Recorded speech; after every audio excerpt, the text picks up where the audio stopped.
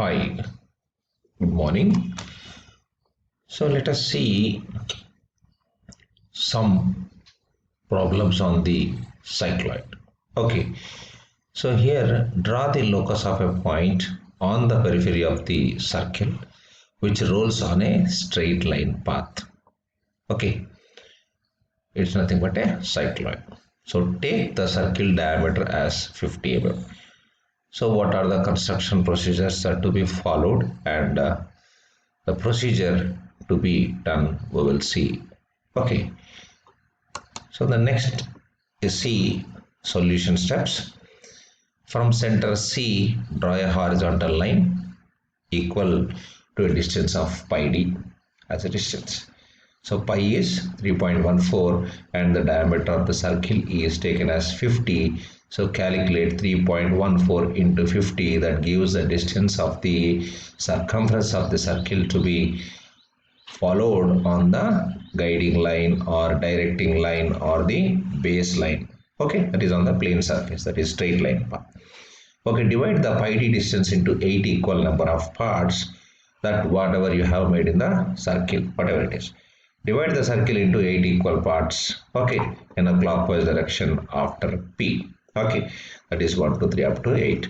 From all these points, draw the horizontal lines parallel to the locus of C.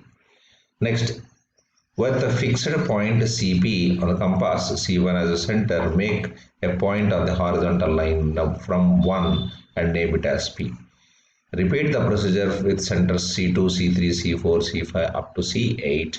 Then mark the points P1, P2, P3, P4 and up to P8 with the horizontal lines with the respective points. And join all these points with a smooth hand curve to get a cycloid. So now let us see how to construct a cycloid in the pictorial form. Up till now we have seen the procedural steps. Well, from 1 to 7 steps we will follow this in this diagram.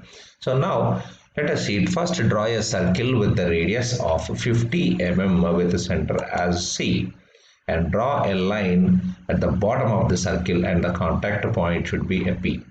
So now it is rotating in clockwise direction. And next, first draw the vertical line from point at which is in contact with the base line. Then next, divide it into 4 equal parts. And next, draw an biangle bisector such that these equal divisions are going to be made by the circle into 8 equal divisions. And next one, divide the names into 1, 2, 3, 4, 5, 6 in clockwise direction, or you can give it in anti-clockwise direction also.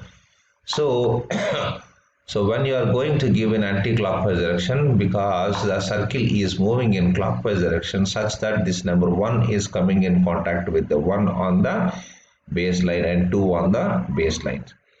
So now this is the point P where is in contact with the baseline. So this is the baseline and this is the base of the circle point. The point of contact between the circle and the line is called as P. And now draw the lines from the center point to a distance that is up to pi d. Okay, so the distance is pi d, you can see it clearly. So now here this point, when one complete revolution of this circle comes, this point P comes and touch here at this particular point. So let us see how it comes. Next, you make an arc point here, and next make equal divisions of this particular pi d into 8 equal parts such that we have made. So here divide the pi d distance into 8 equal number of equal parts and name it as C1, C2, C3, C4 and so on.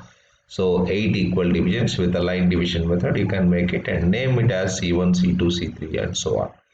So from these respective points, you draw the center points to the locations and as well draw the locus lines of this center line from 1 and 7, 2 and 6, 3 and 5 and 4th line. So right. So these are the locus lines of these points. So where it comes, okay, right. So now with C1 as a center, CP as a radius, that is the radius of the circle, that is nothing but 25 mm.